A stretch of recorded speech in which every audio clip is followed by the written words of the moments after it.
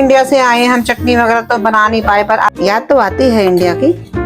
साथ कोई मम्मी नहीं, कोई पापा नहीं, कोई स्कूल बस नहीं, सब एक दूसरे। ये बच्चे वहाँ से, वो स्कूल से लेकर यहाँ तक कैसे आते हैं? ये इस जंगल से बाहर निकल के आ रहे हैं। तो इन बच्चों के लिए, मैं फॉरेनर हूँ तो मेरे को देख के सरप्राइज। इंडियन बच्चे जिस तरह खेलते हैं सड़क पर, वही खेलते। हेलो फ्रेंड्स, स्वागत है आपका फिर से मेरे चैनल में लाइफ इन जापान में। तो आज मैं आपको दिखाऊंगी मैं पूरा दिन भर क्या कर रही हूँ, वो थोड़ी बहुत क्लिपिंग मैं आपको दिखाऊंगी। सुबह का टाइम है, मौसम बहुत ही अच्छा हो रहा है, सर्दी यहाँ पर शुरू हो चुकी है। मैक्सिमम टेम्परेचर जो है वो 10 डिग्री है और मिनिमम -1 डिग्री है। तो देखो ठंड हो चुकी है, लेकिन फिर भी धूप है। तो मैंने देखो बाहर वीडियो बना रही हूँ तो मैं कैप लगा रखी है, क्योंकि जो सनराइज होती है ना, बड़ी ही मतलब आंखें नहीं खुल पाती, बड़ी वैसी वाली सनराइज होती है जापान के अंदर। तो चलो, हस्बैंड ऑफिस जा चुके हैं, तो आज मैंने उनके लिए छोले की सब्जी बनाई थी। तो मैं टिक्की बनाऊंगी, तो चलो मैं आपको दिखाती हूँ। और फिर मैं मार्केट भी जाऊंगी, मौसम अच्छा हो रहा है। तो क्या होता है, यहाँ 3 बजे बाद ही मतलब मौसम धूप चली जाती है। तो फिर इस चक्कर में क्या होता है कि मैं दोपहर के समय ही साइकिल चलाने चले जाती हूँ। साइकिल भी हो जाती है मेरी कम से कम 8 या 9 किलोमीटर, और मेरा घूमना भी हो जाता है, और कुछ सामान जो लेना होता है मैं वो भी ले आती हूँ। तो बने रहिए मेरी इस वीडियो में अंत तक। अगर आपको मेरी वीडियो अच्छी लगती है तो प्लीज लाइक, कमेंट, सब्सक्राइब जरूर करा करें। तो चलो बने रहो। देखो बाहर मैंने ये तुलसा जी के पेड़ भी लगा रखे हैं, तो काफी सारी मैं मतलब बीज वगैरह लेके आई थी, तो मैंने तुलसा जी लगाई थी, अच्छे से उग भी गई थी। पर अब क्या मौसम थोड़ा ठंडा हो चुका है, तो इनकी जो है ना पत्तियां झड़ने लग गई है। अच्छा, इनको अंदर भी रख सकते नहीं है। अगर अंदर मैंने रखा था तो क्या था कि उनकी मतलब पत्तियां झड़ने लग जाती है, तो कोई बात नहीं, पत्तियों को मैं रख लूंगी। और देखो मैं कुछ और पेड़ भी आपको दिखाती हूँ।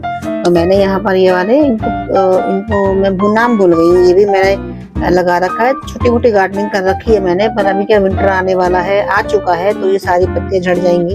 इनको तो मैं अंदर रख लूंगी। तो चलो बने रहिए मेरी इस वीडियो में। तो आज अभी हस्बैंड तो ऑफिस जा चुके हैं, तो मैंने उनके लिए ये छोले की सब्जी बनाई थी। तो मुझे लगा कि चलो, रोटी तो रोज ही खाते हैं, छोले चावल भी रोज ही खाते हैं, तो आज मौसम अच्छा हो रहा है तो अपन चलो टिक्की बनाते हैं और इंडिया को याद करते हैं। तो मैंने ये इमली की चटनी है, ये कुछ टाइम पहले ही बनाई थी मैं, मतलब 2-3 दिन हो गए पहले वे। और धनिया था मेरे पास में। ऐसे तो यहाँ पर देखो ये धनिया मिलता नहीं है, पर आजकल क्या है कि आपको पता ही है, मैं अपने घर, मेरे घर के आगे खेत बने हुए हैं, तो वहां पर है ना एक जगह है जहाँ पर खेतों में सब्जी बेचते हैं, तो वहां पर धनिया मुझे मिल गया। तो मुझे लगा चलो मौसम भी अच्छा है, छोले की सब्जी भी बनाई हुई है, तो फिर चलो अपन धनिया है की चटनी ही बना लेते हैं। तो चलो चटनी बनाते हैं, टिक्की बनाते हैं, और फिर टिक्की बनाने के बाद मैं आपको दिखाती हूँ कि मैंने कैसे कैसे बनाई है। तो देखो धनिया के ये डंडल है ना, ये बच गए थे, तो मैंने इनको रख लिए थे कि भाई जब से हम इंडिया से आए, हम चटनी वगैरह तो बना नहीं पाए, पर आजकल धनिया मिलने लग गया तो बनाने लग गई हूँ मैं। तो मैं फिर डंडिया वगैरह फेंकती नहीं हूँ, इनको रख लेती हूँ कि भाई चटनी बनाने के काम आएंगे। तो चटनी बनाते हैं और आपसे मिलते हैं, और फिर मैं आपको दिखाती भी हूँ मैंने टिक्की कैसे बनाई है। अब ऐसे तो क्या है, यहाँ पर सारा नॉनवेज खाना ही मिलता है, तो मेरे को वेजिटेरियन फूड तो मिल नहीं पाता। तो अपनी जो क्रेविंग होती है उसको करने के लिए फिर अपना जो भी बनाना होता है वो घर में बनाना होता है। तो फिर मैं चटनी बनाती हूँ और आपको दिखाती हूँ। देखो मैंने ये धनिया जो है सारा काट लिया है, ये दही भी मिक्स कर देती हूँ इसके अंदर में। ऐसे तो मैं जो मेरी वीडियो होती है वो घर के व्लॉग की नहीं होती है, मेनली मैं इंडिया और जापान में क्या डिफरेंट है वो सब चीजें ही दिखाती हूँ मैं। ये चटनी बनके रेडी हो गई है, तो इसको सर्व करते हैं।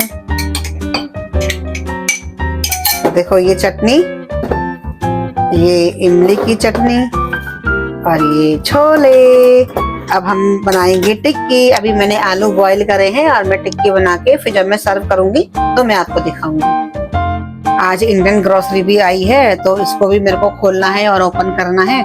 तो ये मेरी टिक्की तैयार हो रही है। इसमें मैंने आलू, पोहा डाला है, और धनिया और हरी मिर्च और नमक वगैरह डाला है, और ये टिक्की बना रहे हैं। उसके बाद हम प्लेटिंग करेंगे। तो चलो अब हम प्लेटिंग करते हैं। ये मेरी कुरकुरी टिक्की जो है वो रेडी हो गई है, और उसमें अब हम ये छोले हैं, इन छोलों को सर्व करते हैं। बच्चों की भी याद तो आती है, जब खाना वाना कुछ बनाते हैं तो लगता है काश बच्चे भी होते, पर अब ठीक है, याद तो आती है इंडिया की। और ये ग्रीन चटनी, पहले जापान में आए हुए मेरे को करीब 1.5 साल हो गया है, 2 साल ही होने वाले हैं। तो पता है मैं पहले कभी चटनी बना ही नहीं पाती थी, क्योंकि मेरे को धनिया मिलता ही नहीं था। तो ये प्लेट रेडी हो गई है, तो चलो अब हम इसको एंजॉय करते हैं। प्याज वगैरह तो मैं नहीं डालती हूँ, बस ये है कि अपना सब्जी है, चटनी है और इसमें धनिया है और मेरी टिक्की रेडी हो गई है। तो चलो हम इसको एंजॉय करते हैं। Let's go.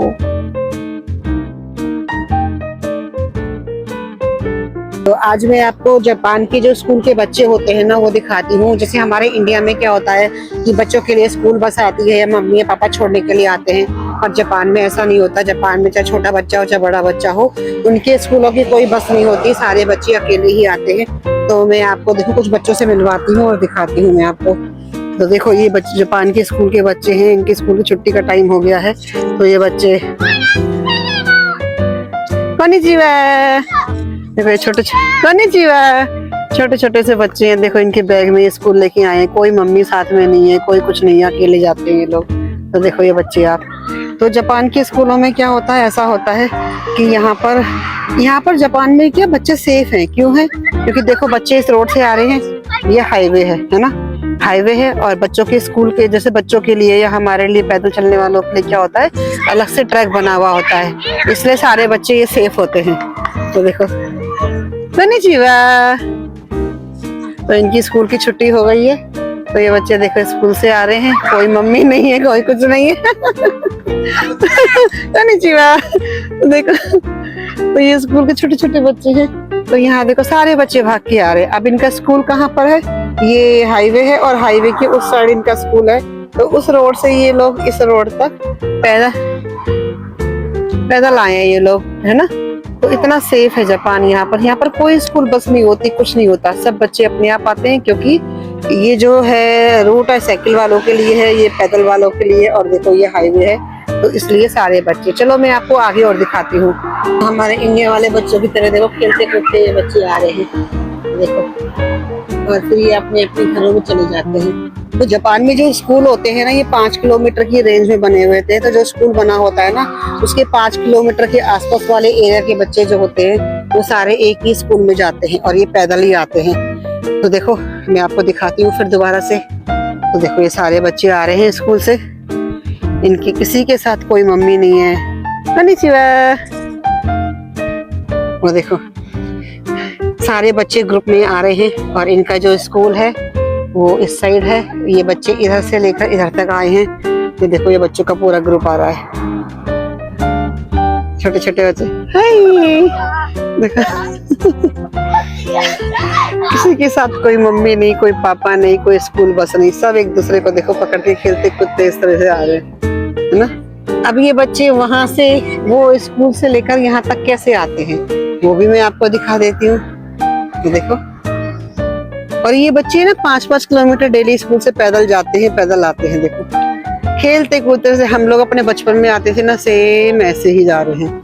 देखो कोई बच्चे यहाँ पे जा रहे हैं स्कूल से और किसी का घर इधर है ना। और देखो आप दूर से देख रहे हो वो बच्चे आ रहे हैं। तो बच्चे जो है ना उस टनल के अंदर घुसेंगे पैदल के लिए, है ना। उनका स्कूल उधर है, स्कूल उधर है, और उसके बाद ये इस टनल के अंदर इसमें एंट्री करेंगे।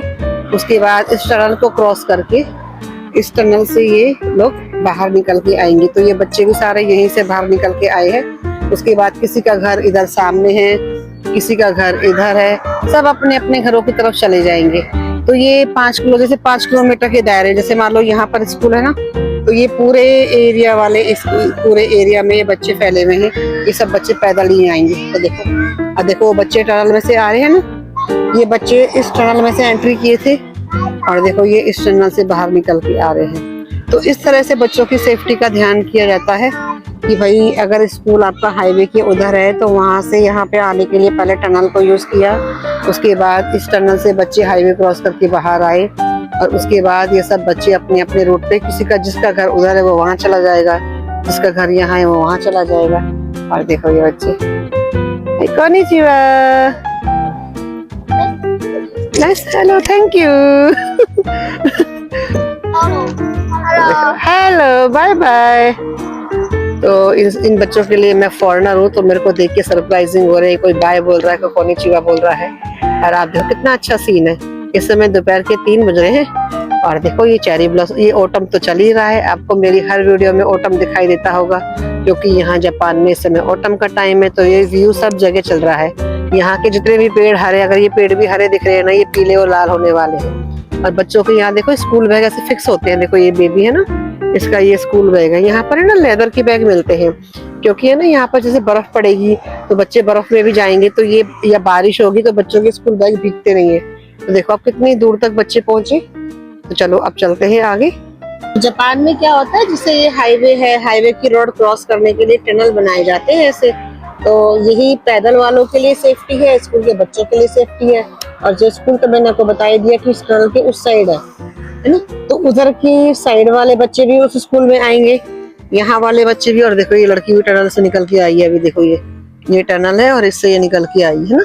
तो इस तरह से यहाँ के जो पेरेंट्स होते हैं ना, उनको कोई इशू नहीं होता कि अरे हमारे बच्चे अकेले आ रहे हैं, क्योंकि जापान में हर जगह जो स्कूल है ना गवर्नमेंट स्कूल ही है, प्राइवेट स्कूल बहुत कम, मतलब 1% प्राइवेट स्कूल होते हैं। सब लोग अपने बच्चों को जो होते हैं पैदल ही मतलब इन गवर्नमेंट स्कूलों में ही भेजते हैं। तो इसलिए यहाँ के जो पेरेंट्स होते हैं बच्चों के लिए सेफ फील करते हैं, क्योंकि सेफ्टी का बहुत ज्यादा ध्यान रखते हैं जापान के अंदर। और बच्चों को मैंने आपको दिखाई दिया है। चलो अब आगे वाले बच्चे भी और दिखाती हूँ। तो देखो मैं ना रोड की अब दूसरी रोड पर आई हूँ, तो वही स्कूल के बच्चे देखो। आप देखो ये हाईवे है ना, और देखो ये बच्चे जा रहे हैं। तो इनके लिए भी देखो ये पैदल ट्रैक बना हुआ है, और देखो ये हाईवे है।